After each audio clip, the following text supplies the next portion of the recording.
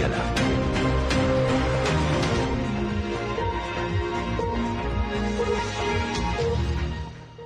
ئەم کاتتان باش بیسەرانی هێژە. بە یارمەتی هاوکارانم لە ڕادیۆی دەنگی گەلەوە بەرنامەیەکی نوێی گفتوگۆی ڕووداوەکانتان پێشکەش دەکەین. بیسەرمان بن. هەموو ڕۆژانی چوارشەممە کاتژمێر 11 پێشنیوەڕۆ پێشکەش دەکرێت. گفتوگۆی ڕووداوەکان هەفتانە لەسەر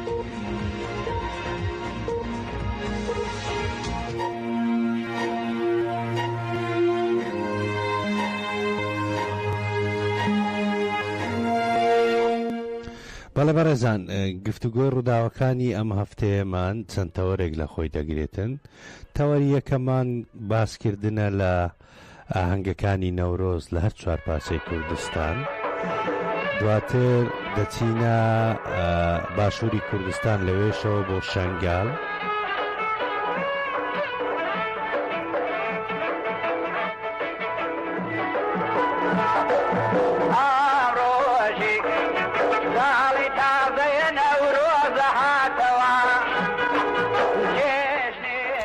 بەڵێ بەڕێزان، وەکو وتمان گفتوگۆ ڕووداوەکانی ئەم ڕۆمان لە چەند تەوەرێک پێکات. بە تەوەری یەکەم باسکردنە لە ئاهەنگەکانی نەورۆز لەسەر چوار پارچەی کوردستان. دواتر دەچینە باشووری کوردستان لەوێشەوە بۆ یەزید خان شەنگالی دەلال. لەوێ ڕۆژنامەوان ئیبراهیم یەزیدی میێوانی گفتوگۆی ڕووداوەکان دەبێت. دواتر هەر لە باشوور دەمێنینەوە، ئەم جارە دەچینە شاری هەولێر. ڕۆژنامەوان گۆدار زێباری میێوانی گفتوگۆ ڕووداوەکان دەبێتن. گفتوگۆ ڕووداوەکان دەست پێ دەکات.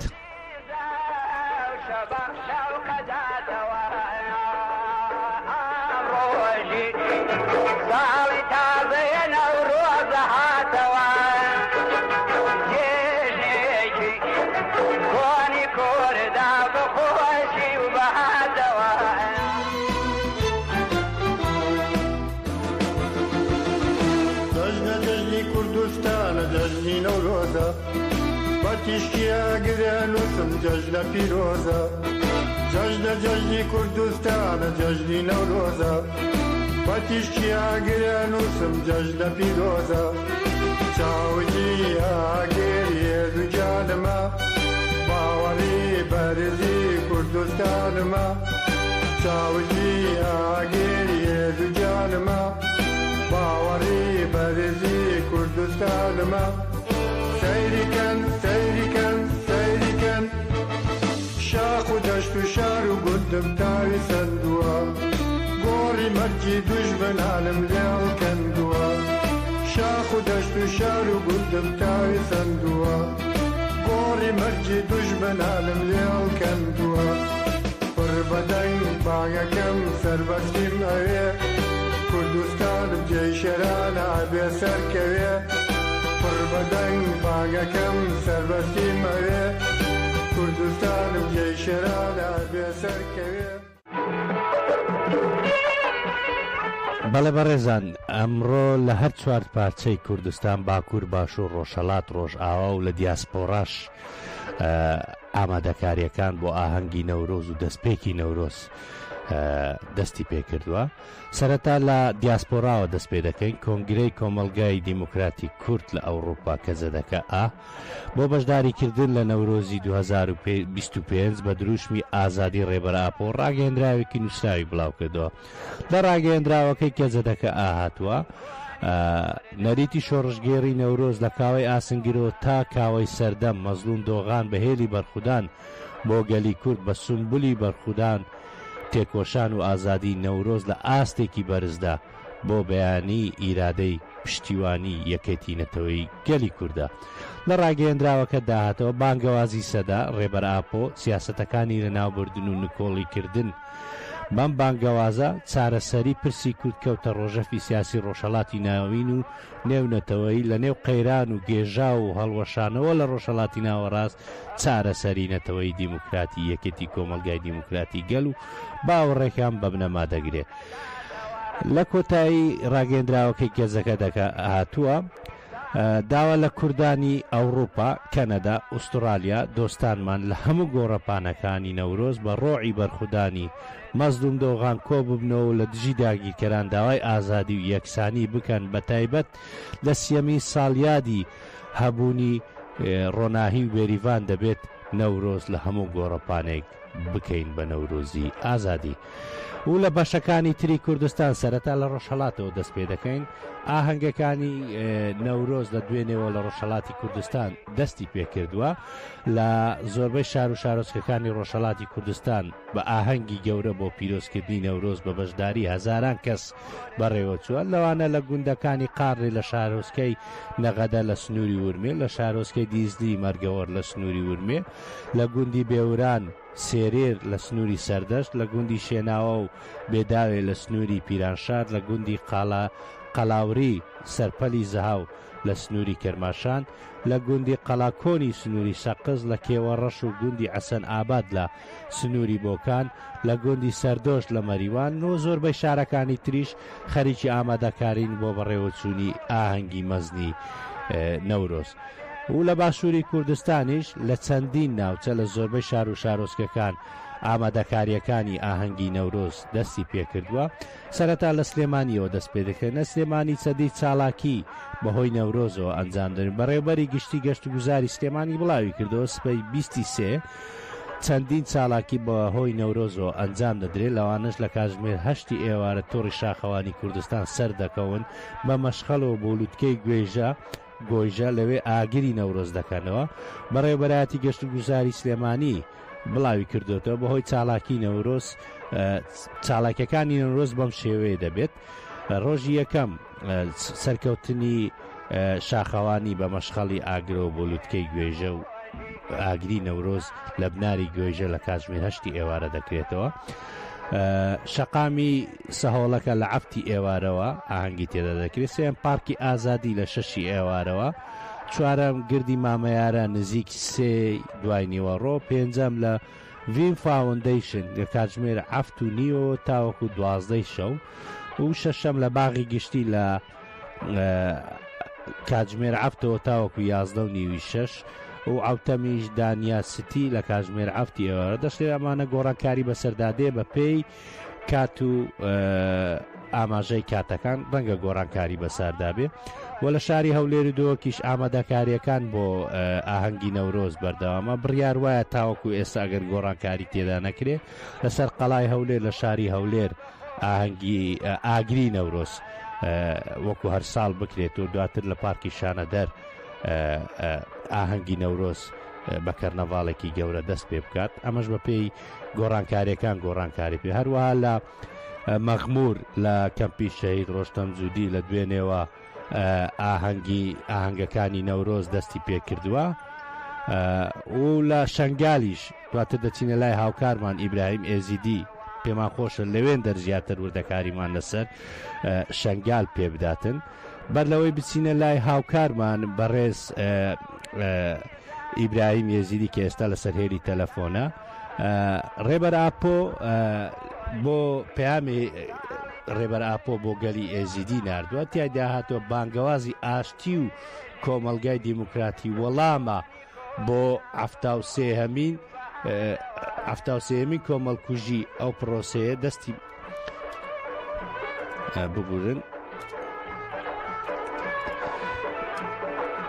بەڵێ بەڕێزان لەسەر پەیامەکەی ڕێبەراپۆ کە بۆ گەلی ئێزیدیمانی ناردووە دۆسیەکمان ئامادەیە. دۆسیەکە گوێ دەگرین دواتر دەچینە لا هاوکارمان ئیبراهیم ئێزیدی گفتوگۆی زیاتر لەگەڵ بەڕێزیان دەکەین.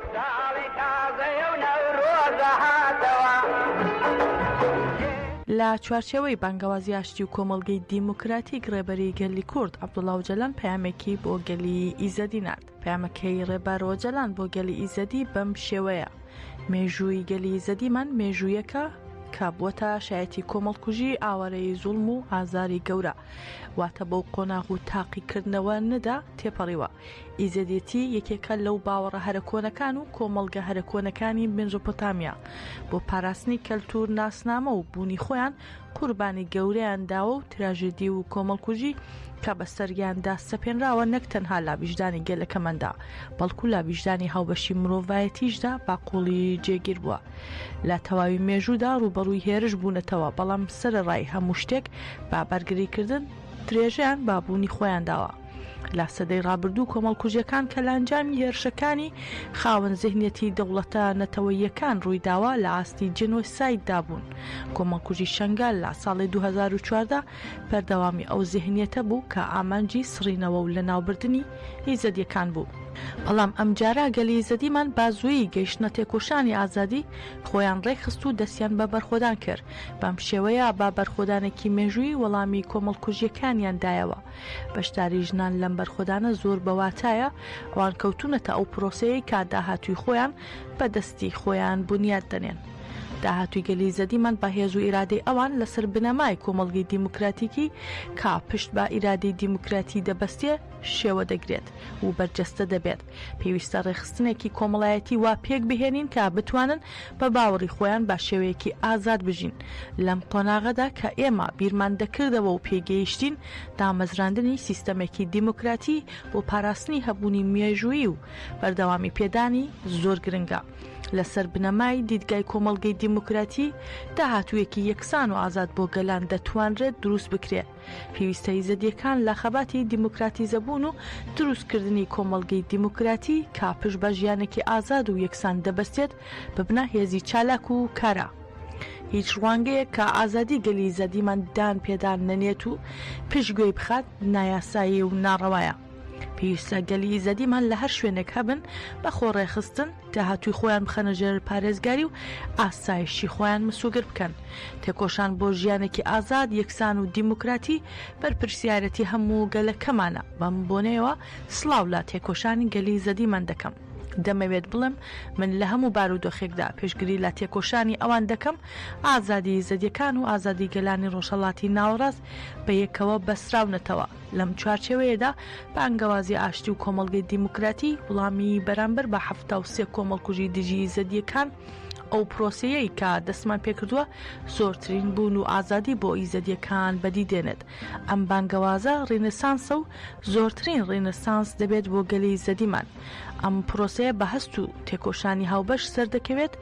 دووبارە سڵاوی بێپان پایانی خۆم دەنێرم.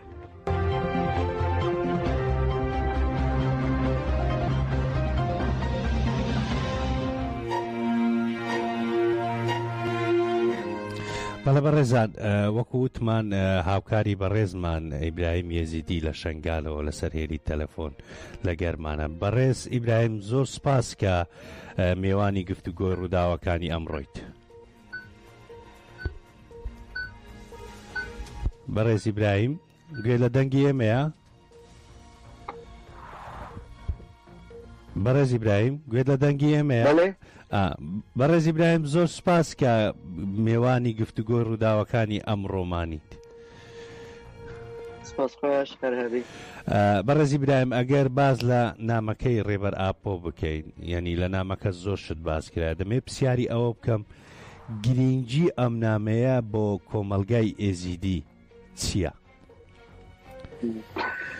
بله راستی پەیاما ڕێبەر ئاپۆ ji bo giştî cîhanê yeniya destpêkê hate dayîn ji xwe wek civaka êzîdî jî paya xwe ji vê peyama destpêkê digirt, yanî çarenivîsa xelkê Şingalê û civaka êzîdî mirov dikarî yanî ji peyama destpêkê jî bigire ku rê nîşanî êzîdiya dide ku êzîdî çawa tev bigerin û çawa daliyê rêxistinbûna xwe de bikin. Ji ber civaka êzîdî jî yek ji wan civakên rojhilata navîn e û yek ji civakên herî kevnar e ku li dîrokê de rastî talan ferman qetilama hatiye. Herkê yanî çawa em bêjin ji bo azadiya Rêber Apo li serenserî cîhanê çalakî hatine kirin. Wek Şingal û wek civaka êzîdî jî ji bo Rêber Apo, ji bo azadiya Rêber Apo, ji bo ku dengê Rêber Apo bihêzin, ji bo agehiyekê ji Rêber Apo bibihêzin, ev salek derbas bû pêngava ji Rêber Apo ra azadî ji Şingalê re xweserî hatibû destpêkirin. Çarçeva vê çalakî de gelek yanî vê pêngavê de gelek çalakîn cor bi cor hatine kirin. يعني اف دده فاكرين كوچ خاصي ربراب وجبو جواكا ازلي شنغالي جرينجا اف ملكي وي انجام به تکوشین دا یا لسترانسری جهانی و دناو دا جی جواکا ازلی و خلک شنگاله انجام به تکوشین دا یعنی ری هات داین کو ری براپو پیام خو دنگ خو بگینه رایا گشتی ا جهانی بله پشتی به یعنی او جوج مره دی خو گرین کو چقاسی جواکی کی وک یا ازلی ها قاسی گرین ری براپو بخو یعنی دناو وان شرط و مرجن تشرید دا کو هجی دوام بک کاربو یعنی چاوا گلکس یعنی توای جهانی لبنده کو آگاهی که ادی درباسی پیواژوی نو یعنی جنوب جهانی ببین جبر براستی تنگین هم یعنی همو کلین جواکا ازدی 10 سال درباز جبون دناوا برخدانی دنا پلان قرش لسر جواکا ازدی و خلک شنگالی تینا مشاندن یعنی جواکا ازدی وکو کومکا اولی دشتا نینا و مصاب نامکن يعني نتني ازدي قالك نتوين دي جهنا اما ازدي جهنا نتوي جهر اولي زيادتر راستي كونكوجيا وإيريشين شتايا هاتينا لوي دشتا نينوادا تشتاي نما يكون هاتي سري ازديا چكتيريا يعني دناوا همو كسين در دوري وبخوازن ازديا تنبكن برخوداني هلبجات يا اوجد في فرمانا سي تبقى 2014 ده يعني ابوي ده خويا كرين كو اگر ازدي يعني ده بصايا فكر ريبراو باو نكاري بنا ها قاسي قال سر بيا بغرين ريبراو جي يعني كاتيو فرقي كو جواكا ازدي بصايا رامان وي كارينا تاني كن هل همبري همو يريشو بلانا برخو بدن يعني مروف كاري فهمي وسا شروفا بكي ادي كدا هاتي داين دمه او برزي ابراهيم دمه او بپرسم يعني لەناو هەموو کۆمەڵگای کوردی بەتایبەت ناردنی نامەیەک بۆ کۆمەڵگای ئێزیدی و ینی شانگال باش نەبێت ئەگەر دووبارە وتم لەناو هەموو ئەو قەیرانانێکە لە ڕۆژهەڵاتی ناوەڕاست و باکووری کوردستان و ڕۆژئاوای کوردستان تەنانەت باشوور و شەنگالیش هەیە ڕێبەر ئاپۆ لە زیندانەوە هێشتا لە خەیاڵی شەنگال و خەڵکی شەنگالدایە کاریگەری ئەم نامەیە لەسەر خەڵکی شەنگال چۆن بوو پێشوازیەکەی چۆن بوو ئەگەر باسی ئەوەمان بۆ بکەیت من استخوازم بێژم ڕێبەراپۆ هەموو جیهان کولبەندیە دەنگ ji ڕێبەراپۆ بگرێ پەیامێکی ji ڕێبەراپۆ بگرێت لێ استخوازم شتێکی دی بیربێخم ڕێبەراپۆ هەلبەستە خۆیان کو دەروێشی عەبدی دوێ هەلبەستێدا یعنی دەبێژێ خوازیە ئەس لێچای شنگالێ لە جەم دەروێشی عەبدی بوومە و من خوابەردایە دەشتا موستلێ يعني كمروف جدر في بيامي مخاص في بيجم ربرابو لهمو تمني خدا يعني بيامن فومادينا هاتينا راغاندين لهمو تمني خدا يعني جارك بنيك خواستيا يعني خواستكا ويش بو جيجي تشي بو اوج بو شنغالي برياوي هلبستي بيجي خوازي از ليچا شنغالي بوما يعني بو تجهدي نغوت يا خوازي يعني مثلا از اوروبا بما يعني جيجي دي بما يعني اف بروف كاري بهاج دو چارچوبه او بكي يعني شروع بكي چا مثلا هاو قاس قيران وجهاني زمان دروشلاتا ناوين دو لتوای جهان هنه لربرابو يعني ازديا خودي ده كبه بفهمه خو او ما في ازديا خوستكن ازديا کو به روزانه بسالانه ازدي لسر بيانا بنوا چالکه انا ربرابو جي تفلوان ده يعني بيجي از به همو داخوازن ازديا رمایه کو جبو خسریا او اخ پیش خستینه او تشتکی گلکی گرینگا يعني وقت بريا خسر وقت شنقال براستی يعني تانه که نچ خاصی تکوشنو برخدا نمیکنه افهم ماره بر اپو جبو خلک شنقال جبو جواکا ازدی دبه هیزک يعني هیزو مورال کی زیادتر دده مروف کوکاربن زی برخدانی تکوشنه هی هین مستر بکن جواکا ازدی جی روح کی وسا بجداری و پیواژوی دبه يعني بلکه درباره ودا پرسیواجی هبن لاز بخوازم باسا تشتك ببكن يعني لأمبجن لبغداد لطهران لأنقرة وللشامي يعني يك ذهنيات الهمبري قال كرد وقال بندست هيا أوجي هذا نتو دولتها ياكو ربر أبو اللي ديجي ويا يعني دروجة كو بياما ربر أبو هات داين دو هذا نتشا عراقي يعني كمين لبيشا شروانين يبش دانين نوا باجار شنگالی ده سیان دمی یه بشه یعنی دروژا کو پیامار برا پو هاتیا یعنی بنیره نتو دولت سیستم نتو دولت چه خوازه یعنی ریبر آپو دناوا هاو خواست پزگیری کادت خوازی جاره سریه و آشتی پیدا بکی لیدر روژه که گو پیام ریبر آپو آجبو آشتی گهشت ناوانده شنگاله aynı دوی روز ده هزین عراقی کمین لپیشا شروانی نیه بشه داتینن و دو یعنی انجام ده پرافچون بقاسی نیف ساعته دوام کریا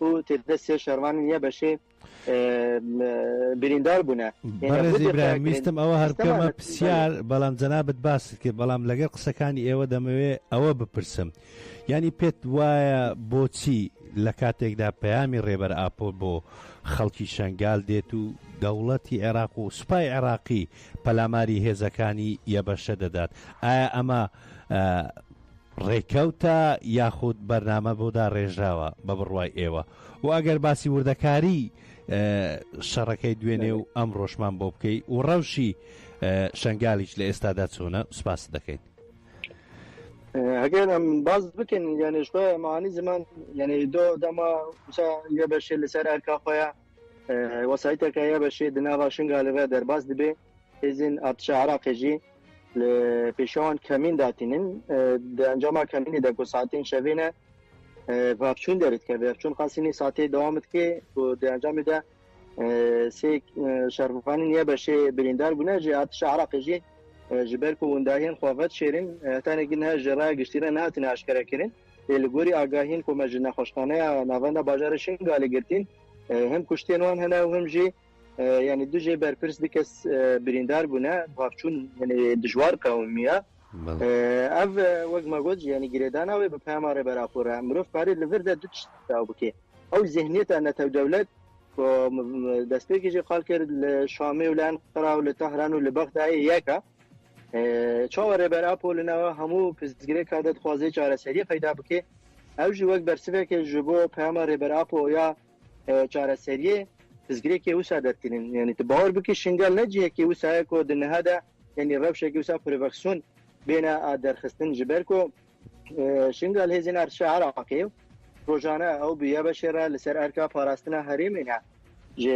nişkê ve wisa prevasyon bêne derxistin yani em divê bawerî de ne zextê derve li ser vê serveyekê hene ku li Şingalê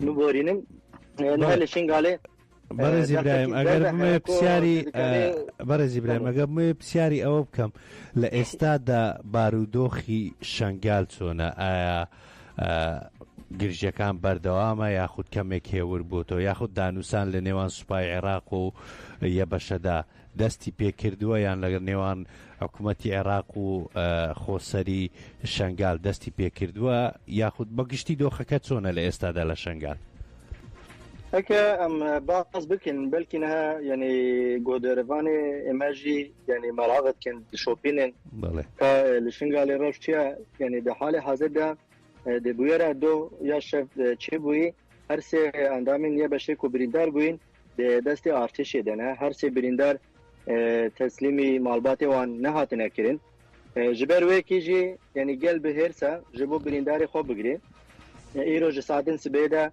به توایا شنگاله گوندو نفشه شنگاله به کاروانه کی ترمپلا خلکه بره خدا نافنده شنگاله بریا ساعته که جی هموره لبر خلکه گرتی بون بر خدانیا دایی کن ما تایبتی او ره عراق نچار بو کوه ره وکید بله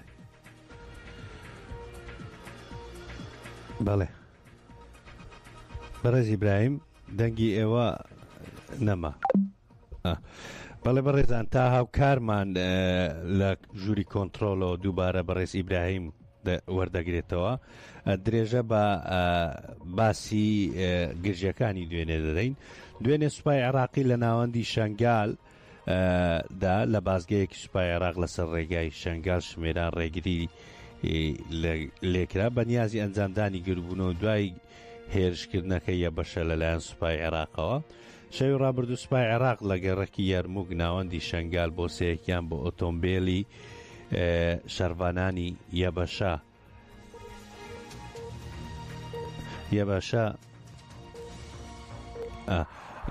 یەبەشە داناوە و لە ئەنجامدا ئۆتۆمبیلەکەیان گول لە باران کردەوە پێی زانیارە فەرمیەکان لە ناوەندی بەپێی ڕاگەیاندنە فەرمیەکان لە ناوەندی ڕاگەیاند و چاپەمەندی هێزەکانی بەرخودانی شنگال یە بەشە دەست درێژی سێ شەڕوان بریندار بوون یەکێکیان بارودۆخی تەندروستی نازێگیرە وەکو هاوکارمان بەڕێزی ئیبراهیم یەزیدی کەمێک پێش ئێستا وتی هەر سێ بریندارەکەی شەڕوانان تاوەکو ئێستا لە دەستی هێزەکانی سوپای عێراقدانا. ئەمڕۆژ ئیدارەی خۆبەڕێوەبەری شنگال لەگەڵ هەموو دامەزراوەکانیان بۆ دەربڕینی ناڕەزایی بەرامبەر بە هێرش و پرۆڤۆکاسیۆنی هێزەکانی عێراق لە ڕێگای دەشتی چیای شنگالەوە بە کاروانێک لەگەڵ گەل ویستیان بێنە ناو شاری شنگال، بەڵام لەلایەن خاڵی پشکنینی سوپای عێراقەوە دەکەوێتە نێوان چمێران و شنگال بۆ ناوچەیەدا دەڵێن عەمود ڕێگریان لێکرا. لە ئێستادا گەنجان و خەڵکی شنگال بە دروشمی بژی بەرخودانی یە بەشە ناڕەزایی دەردەبڕن دژی سوپای عێراق. ئالۆزی لە نێوان خەڵک و سوپای عێراق بەردەوامە. سەربازانی عێراق دەیانەوێ ڕێگری لە ژنان و دایکان بکەن و خەڵک بە چەک دەترسێنن. سەبارەت بە دۆخی دوایی هەتا دۆخی دوای هێشتا فەرماندەیە بەشە ڕاگەیەندراوی تاوەکو ئەو دەقەی ئێستا ڕاگەیەندراوی فەرمی بڵاو نەکراتەوە. جێ بە بیرهێنانێ ئەم ڕێگیری و دەستدرێژیانە دوای نامەکەی ڕێبەر ئاپۆ دێت بۆ سەری یەزیدەکان. بەداخەوە هاوکارەمە من لە ژووری کۆنتڕۆل دەرێن بەرز ئیبراهیم یەزیدی ناتوانێت بەشدار بێتەوە، بۆیە دەچینە درێژە بە گفتوگۆی ڕووداوەکانمان دەدەین. دووبارە هەر لە باشووری کوردستان دەمێنینەوە لەسەر دۆسیەی ڕۆژنامەوانان لە باشووری کوردستان بە دیاریکراویش ڕۆژنامەوان شێروان شێروانی بۆ ئازاد نەکرا. چی وای کردووە پارتی و بارزانی لە ئازادبوونی ڕۆژنامە نووسێک بترسن؟ شێروانی دڵنیایی چیان بە خەڵک کوردستان داوە؟ لەم بارەیە دۆسیەکمان هەیە، دواتر گوێ لە وتەی بنەماڵە و پارێزەرەکەی دەگرین، دواتر هاوکاری بەڕێزمان بەڕێز گۆهدار ژێباری لە باشووری کوردستانەوە میێوانی گفتوگۆی ڕووداوەکان. ئێستا بەیەکەوە گوێ لە دۆسیەکی تایبەت دەگرین لەسەر شێروانی. شێروانی بۆ ئازاد نەکرا. چیوای کردووە پارتی و بارزانی لە ئازادبوونی ڕۆژنامە نووسێک بترسن کە سوکاری شێروانی دڵنیایی چیان بە خەڵکی کوردستاندا. باش نزیکەی بەسەربردنی 4 ساڵ و نیو لە زیندان لەسەر چەند تۆمەتێکی بێبنەما بڕیار بوو شێروانی سەرەتای مانگی سێ بە شێوەی ئازادبوونی بە مەرج لە زیندان دەربکرێت، بەڵام بەوتی پارێزەرەکەی تووشی سەرسوڵمان بوون کاتێک پێیان ڕاگەیاندووندا دووەر بڕیاری ئازادکردنی ناوبراوی بە مەرج ڕەت کردوێتەوە و ڕایگەاند بڕیاردراوە تا مانگی نۆیەم ساڵ لە زیندان بهێڵدرێتەوە. سەرباریەوەی سەرجەم راپۆرتەکانی زیندان باس لەوە دەکەن کە شێروانی هەڵسوکەوتەکانی یاسایی بوون و هیچ کێشەیەکیان لە ئازادبوونی نەبووە. ئازاد نەکردنی شێروان نیشانەی ترسی پارتی و بنەماڵی بارزانیە لە کەسانی خاوەن هەڵوێست و ئازا ڕقە بەرامبەر هەر کەسێک کە ئامادە نەبێت خۆی ڕادەستی پارتی بکات و بچێتە ژێر دەستیان. بەتایبەت ڕۆژنامەنووسێکی وەک شێروانی کە کارەکانی هەمیشە دژی بنەماڵە و حکومڕانی خراپی دەسەڵاتدارانی هەرێم بووە، ئێستا بۆتە سیمبولی ئازادی و ئاشتی و پاڵێوراوی خەڵاتی نۆبڵی ئاشتی جیهانیە. لە پاڵەوەشدا شێروان یەکێکە لە سەرکردە و ئەندامانی دەستەی بەڕێوەبردنی ڕەوتی هەڵوێست. ئەو ڕەوتەی دەسەڵاتداران لەم ماوەکەمەی دروستبوونیدا گیرۆدەی دەستی ئازایەتی و هەنگاوەکانی بوونەتەوە بۆ ڕەتکردنەوەی نادادی و هەڵماڵینی نهێنی و گەندەڵیەکانی دەسەڵات. هەموو ئەوانە وای کردووە دەسەڵاتی پارتی تەنانەت ترسی لە ئازادبوونیشی هەبێت کە سوکاری شێروانیش دەڵێن ئازاد نەکردنی سیاسیە و دەیانەوێت بەو فشارانە ئیرادەی ڕۆڵەکەیان بشکێنن، بۆیە دڵنیایی دەدەن کە شێروانی زۆر لەو فشارانە گەورەترە و هەرگیز ئیرادەی ناشکێت و لەسەر ڕێگەی حەق و ڕاستی بەردەوام دەبێت.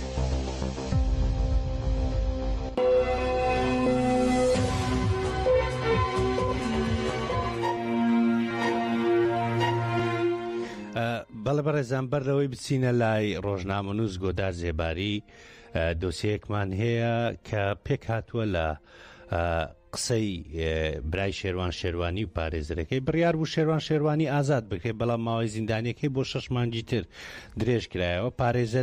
پارێزەرەکەی و براکەی هۆکاری باسی هۆکارەکان دەکەن. گوێ لە دەنگی بنەماڵە و پارێزەرەکەی دەگرین، دواتر دەچینە لای ڕۆژنامەوان گۆدار ژێباری.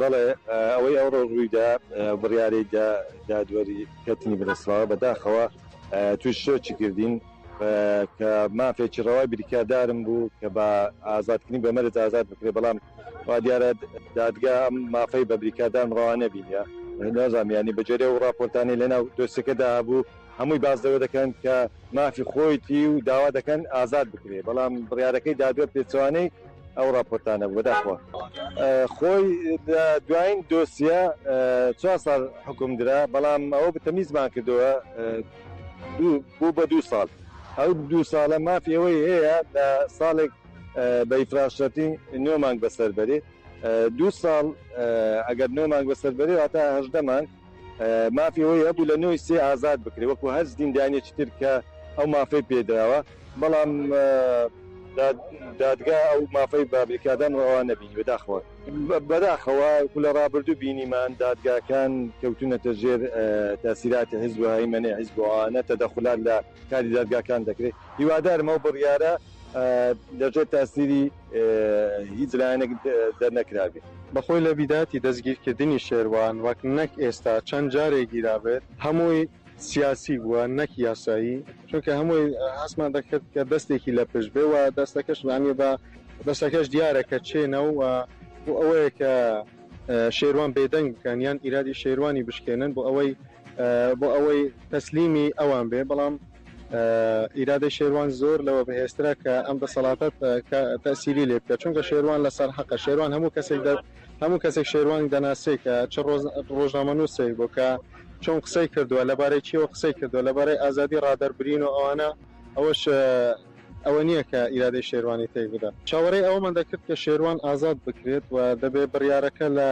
9 مانگی 3 درابە بەڵام ئەوە بکە ڕێکارەکان زۆر بە سستی بەڕێیان دەکرد ئەمڕۆ کە قەراریاندا قەرارەکەی ئەمڕۆنەوە بەڵام ئەمڕۆ گەیشتە دەستمان کە شێروان ئیفراشەرتی پێ نەدرا حکمی شێروان درێژ کراوە بوو 6 مانگی تر ئەو بڕیارەش ینی ڕۆژی پێنجشەمە درابوو کە گوایە بەدەمی حاکم وتوتی کە ڕۆژی پێنجشەمە من ئیجازە بووم ینی دەبێت لە داوام نەبم بەڵام هەز دەکەن کە ئەوڕا قۆشتەکان هەمویان دەستکاریان تێدا کرابێت ئەو دەستەی لە پشتە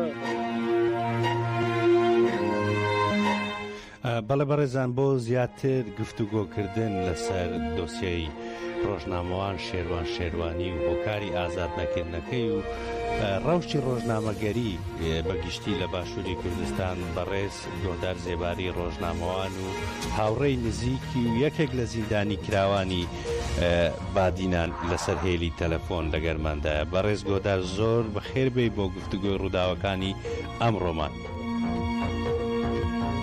زۆر سوپاس بەڕەنجار سڵاو لە تۆ لە بیستەران کاک گۆدار ئەگەر لەوەوە دەست پێ بکەین بۆچی شێروانی لەناو هەموو زیندانیانی بادینان بە دیاریکراوی زۆرترین ینی پاڵەپەستۆ دەخرێتە سەری کە ئێستا و بە دیاریکراویش بۆچی ئازاد نەکرا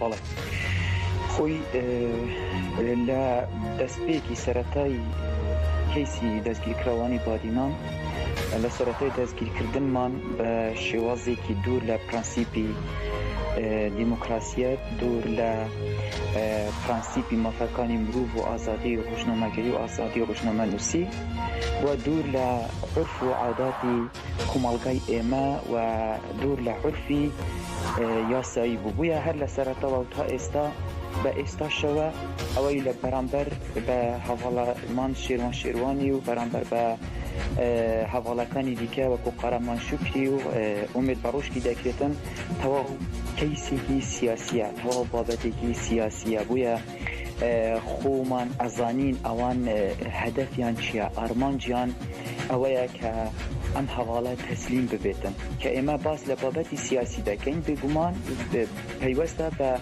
گرێدراوە بە بیر و بۆچوون و مەبدەئی ئەو کەسەوە کە ئێستا شێروانیە هەموو فۆکسێک لەسەر ئەوەیە بۆ ئەوەی شێروان ماندوو ببێت یەکەم هەدەفیان ئەوەیە شێروان ماندوو ببێت دوام تەسلیم ببێت سێەم لێکترازان و دووبەرەکی بکەوێتە نێوان ئەو هەواڵانەی کە بەرگی لەم مەبدەئە دەکەن کە مەبدەئی ماف و ئازادیە تایبەتی لە هەرێمی کوردستان و تایبەتریش لە دەڤەری بادینان بۆیە کوی ئەم پرۆسەیەکی سیاسیە بۆ بەدیهێنانی هەندێک ئارمانجی سیاسی هەندێک کەس و هەندێک لایەنی حزبی. کاک گۆدار جەنابەت ئاماژەت بە شتێکدا کە یەکێکە لە مەترسیترین خاڵەکان و دەمەوێ ئەویش بریتە لە دووبەرەکی دروستکردن لە نێوان ڕۆژنامەنووسانی بادینان بە تایبەتی و ڕۆژنامەنووسان و ئازادی خوازان و چالاکوانانی بەرەی ناڕازی. دەمەوێت پرسیارەکان بەوە ببەستمەوە ئایا کاتێ ئێوە لە زیندان بوون هەمان بارودۆخ لە نێو زیندانیش لەگەڵ ئێوە بەم شێوازە دەکرا یاخەوە تەنها لە دەرەوەی لەگەڵ خەڵکی دەرەوە دەکرێتن؟ بەڵێ ئەمە خۆی ئەو تەوەجهە هەر هەبووە، یعنی هەر لە دەستگیرکردنمان لە کاتی تەحقیقکردن لە کاتی لێکۆڵینەوە هەواڵەکانمان تومەتبار کران. بنمونە بە میان دەگوت شێروان ئاوای وتووە و شێروان هەموو شتێک لەسەرتو وتووە، هەموو بوختانێک هەموو ئەوها قسەیەکی لەسەرتو کردووە. بە شێروانی دەوت گۆهدار هەموو شتێکی وتووە. ئاخر هەموو شتێک چییە؟ ئێمە نازانین کە مەسەلە بەس تەنها بۆ ئەوەی کە دووبەرەکی لە نێوانمان دروست ببێت، کە ڕق کینە لێکترازان لە بینمان دروست بێتن. دوایی کە چوونە ناو ئاسایش، لە ئاسایشیش بە هیچ شێوەز ئێمە یەکترمان نەدەدیت، ئێمە لێکجیا کراینەوە دووبارە بۆ ئەوەی ئەم هەدەفەی ئەوان جێبەجێ بکرێتن. دوایی کە گواستڕینەوە بۆ چاکسازی گەورانی هەولێر، دیسان لەوێشەوە تقریبان هەر 3 مانگێک پێکەوە بووین، دوایە کەوتنە گیانی ئێمە و ئێمەیان لێکجیا کردەوە. ئێمە هەوڵیان دەدا لە هەندێک برادر نزیک ببن، هەوڵیان دەدا گومان شت دروست بکەن، هەوڵیان دەدا کە ئێمە گومان لە هەواڵەکانمان بکەین، گومان لە هاوڕێکانمان بکەین، کە ئەمە بەشێکە لە ئەجێندای ئەو لایەنەی کە ئێمەی دەستگیر کرد. بە ئێستاشەوە کە برادەرەکانمان هاتوونە دەرێ ئەوان نەوەستاون بەمە، هەر بەردەوامن لەسەر ئەوەی کە لێکترازان دروست بکەن، چونکە ئەسڵدا هەدەفی گرتنی ئێمە ئەوە بوو کە دەنگی ناڕازی پەرت و بڵاو ببێتن، کە دەنگی ناڕازی نەمێنێتن یاخود بە شێوازێک لاواز ببێتن کە هیچ کاریگەریەکی نەبێتن. بەڵام ئێستاش ئەوەی هەیە برادەرەکانمان هەواڵەکانمان ئێمە کۆنتاکێکی زۆر باشمان هەیە لەگەڵ یەکتر، ئێمە نەمان هێشتووە ئەم هەدەفە جێبەجێ بکرێتن. ڕاستە هەر هەواڵێکی ئێمە لە لایەنێکی ئۆپۆزیسیۆن بەردەوامی بە خەباتی خۆی دەداتن، بەڵام گرنگ ئەوە ئێمە لەسەر کەیسی ئازادی ڕادەربڕین، کەیسی ماف، دیفاعکردن لەم کومەڵگایە و دژایەتیکردنی گەندەڵی، دژایەتیکردنی نەعەدالەتی کومەڵگا، ئێمە هەمومان یەک هەدەفمان هەیە و یەک بیر و باوەڕمان هەیە و ئێمە بەردەوامی لەسەر ئەم کارە. بەڵێ کاک گۆدار، ئەگەر پرسی ئەوە بکەم بەهۆی کەمی کاتەوە ئەمە دەبێت بە دوایین پرسیار، ینی ئێوە وەکو کەس بە تایبەتتر و دواتریش وەکو کەسە نزیکەکان لە ڕۆژنامەنووس شێروان شێروانی دڵنیایی چی بە خەڵکی کوردستان دەدەن لەسەر بەردەوام بوون لە بەرگری لە ئازادی و بە تایبەتیش بەرگری لە کەیسی ڕۆژنامەنووس شێروان شێروانی؟ بەڵێ کە ئێمە دەبینی نەک تەنها هەواڵەکانمان و هەموو کەسێک، هەر کەسێک کە لەسەر ئازادی سیاسی، ئازادی بیرۆڕا، لەسەر دیفاعکردن لە ماف و قوتی خەڵک، جا چ بەخۆ پیشاندانێک بێت یان بە نووسینی کومنتێک بێتن یاخود بڵاوکردنەوەی پۆستێکی سوۆشیال میدیا بێتن، بە هەر شێوازی بێت ئێمە دیفاع لەو کەسە دەکەین، چونکە بەڕاستی ئێمە دیفاع لە شەخص ناکەین، ئێمە دیفاع لە مەبدە دەکەین، وەکو مەبدە بیر و باوەڕ. ئێستا هەواڵەکەمان کە ڕاستە شێروان بووە تەواجهەیەکی گرنگی ئەم پرۆسەیە و تەنها فیگەرێکی ناوخۆیی نییە، بەڵکو بووەتە فیگەرێکی نێودەوڵەتی تایبەتی بربەجێرکردنی شێروان بۆ خەڵاتی نوبەڵ، کە ئەمە زیاتر هانمان دەداتن بۆ بەرگریکردن لەم بیر و باوەڕە، کە ئەوان لە زینداندا زیاتر کەیس لەسەر شێروان دەکەنەوە و زیاتر هەواڵەکانمان ئازاد ناکەن، وەکو قەرەمان شوکری زیاتر لە 9 مانگە لێبوردنی تایبەتی سەرۆکاتی هەرێم بوو دەرچووە، بەڵام تا ئێستا ئازاد نەکراوە. دیسان حکمدانەوەی ئومێد باڕۆژکی ڕۆژنامەنووس ئومێد باڕۆژکی بە 6 مانگ و مەترسی هەیە 6 مانگی تریش بۆ زیاد بکرێتن، کڵۆی ئەم پرۆسەیە زیاتر وامان لێ دەکاتن کە خەڵکی زیاتر دیفاع لەم مەبدەئە بکەن. ئیتر من هەبم یان نەبم، شێروان هەبێت یان نەبێت، خەڵکێکی تر هەر هەیە دیفاع لە حەق و ڕاستی و ئازادی و ماف بکاتن.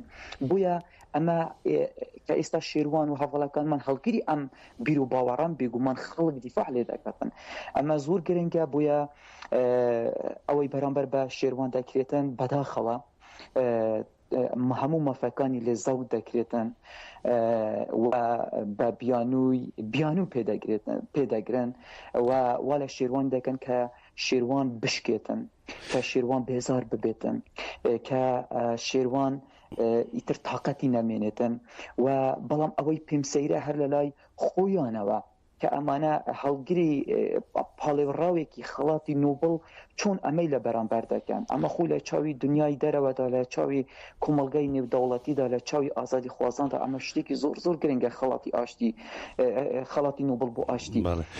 کاگۆدار ئەگەر ینی هەر لە قسەکانی جەنابەت یەکشت ئەگەر بیکەینەوە بە پرسیار، ینی بە بڕوایت و کەسێک کە پاڵێوراوی خەڵاتی نۆبڵە دەبێت جێ شانازی بێ لە بۆ هەموو کورد، نەک لە بۆ چینێکی دیاری کراو کە ئازادی خوازادن، دەبێت بۆ هەموو پارتە سیاسیەکان. بەڵام ئەوەی سەیرە لە لای من و لە لای زۆربەی خەڵک چی وای کردووە دەسەڵاتی زۆنی زاد یان بە دیاریکراوی پارتی و بنەماڵەی بارزانی لە ئازادبوونی ڕۆژنامە نووسێک بترسن، دەبێت بۆ بترسن. زانی کاک ڕەنجدەر زۆر جار باسی عەقڵیەتمان کردووە. ئێمە کێشە شخصیمان نییە لەگەڵ هیچ کەسێک، ئێمە کێشەمان لەگەڵ عەقڵیەت هەیە.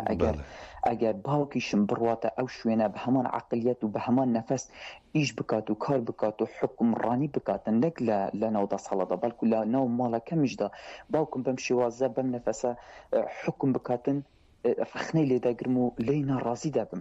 ئەمانە عەقڵیەتێکیان هەیە کە عەقڵیەتی ڕقە، ڕقین، یعنی ئەمانە کە زاربەی گەورە لە قەزیەی کوردی بەگشتی دراوە و بەنمونە کەیسی گیراوانی بادینان، ینی هەموو کۆنسڵخانە و نێردای نێودەوڵەتیەکان و حتا خەڵکی ناوخۆی هەرێمی کوردستان کە بە چەندین ڕێکخراو و بە چەندین کۆبوونەوە و خۆپیشاندان و داواکردنی داوای ئازادکردنی ئەم کەسانەی کرد، بەڵام لە کوتاجار هەر ئەوەیان کرد کە ئەمە کێشە لەگەڵ ئەم عەقڵیەتەمان هەیە کە ئەمە عەقڵیەتێکی خراپە، خزمەت بە دۆزی کورد ناکاتن، خزمەت بە کۆمەڵگای کوردی ناکاتن. ئەمە کۆمەڵگای کوردی تووشی نەهامەتی و دەردەسەری دەکات، تووشی برسی بوون و بێ خزمەت گوزاری و تووشی بێهیوا و بێ ئومێدی دەکاتن. ئەمە وا دەکاتن کە تاکی کورد هەست بە خۆشەویستی نیشتیمان نکات، هەست بە خۆشەویستی کۆمەلگا نکات، هەست بە خۆشەویستی دەوروبەر و کۆمەلگا نکاتن. وایان لە خەڵک کردووە کە کەس متمانەی بە کەس نەماوە، وایان لە خەڵک کردووە کە بیر و باوەڕ و مەبدەئی هەموو مرۆڤێک ها بکرێتە ببێتە پارە، ببێتە خۆفروشتن، ببێتە ئیتر. ئەمانە کار لەسەر ئەمە دەکەن، یعنی کە ئێمە زۆر جیاوازین لەگەڵ ئەوان. ئەو مەبدەئی کە ئێمە دیفاع لێ دەکەین پەروەردەکردنی تاکی کوردە بوو لەسەر خۆشەویستی نیشتیمان، لەسەر خۆشەویستی کۆمەلگا، لەسەر ماف ئازادی. ئێمە ئەوە تا پەروەردە دەکەین، هەدەف و بیر و باوەڕمان ئەمەیە کە ئەوان بەعەکسەوە کار دەکەن، کار لەسەر لێکترازان، لەسەر ڕاکین، لەسەر بەداخەوە ئەمە زاربەیەکی گەورەیە بۆ کۆمەلگای کوردی و دەبینین کە ئێستا کۆمەلگای کوردی بەرەو چ ئاقارێکی خراپ دەڕواتن. ئەگەر هەندێک کەسی وەکو شێروانی و هەندێک کەسی ئازادی خواست یعنی پێڕانەگەن، دڵنیام لە ساڵانی داهاتوو ڕەنگە زۆر زۆر خراپتر ببێتن. بەڕێز گۆدار زێباری، بەهۆی کامی کاتی بەرنامەمان ئەگەر لە دەقەیەکدا دوایین شتێک کە ئێوە بتانەوێت بیڵێن سوپاسان دەکەین. بەڵێ ئەوەی شێروانی ئێستا کەیسەکەی لە تەمیزە بەدەخەوەکە ئیفراشارتی ئازادبوونی مەرجدار ڕەت کرایەوە. چەندین جارە غەدر لە شێروانی دەکرێتن. یەکەم جار کە حکومەکەمان داشکەین ڕابوو هەمومان لە 160 بوو، تەنها بوو شێروانی لە 150 بوو. لە 16/8/2023 دەبایە ئازاد بکرێت. دووبارە کەیسێکی تریان بوو دروست کرد لەناو سجندا و ئێستاشەوە من ئەڵێم زیندانەکانی هەولێر بەداخەوە کە من لەوێ بووم، لەوێ تەواو بەداخەوە وەکو تەڵان دەبێت زۆر ئاگاداری خۆت بێت، چونکە ڕۆژانە تەڵەب بوو دادانین بۆ ئەوەی بکەوێت ناو تەڵایەکە، بۆیە شێروانیش کەوتە ناو تەڵایەکەوە. بەداخەوە هیوادارم پارێزراو بێتن و ئێمە هەموو هەوڵێک دەدەین بۆ ئەوەی هەواڵەکەمان بپارێزین لەم تۆڕ و داوانە. بەڕێز گۆدارگۆ زێباری، ڕۆژنامە نووس و یەکێک لە زیندانی کراوانی بادینان و هاوڕێی نزیکی ڕۆژنامە نووس شێروانی، زۆر سپاس کە میێوانی ئەمڕۆی گفتوگۆی ڕووداوەکان بی. کاتێکی خۆشتان هەبێت. زۆر سپاس بۆ ئێوەش سەرکەوتووبن.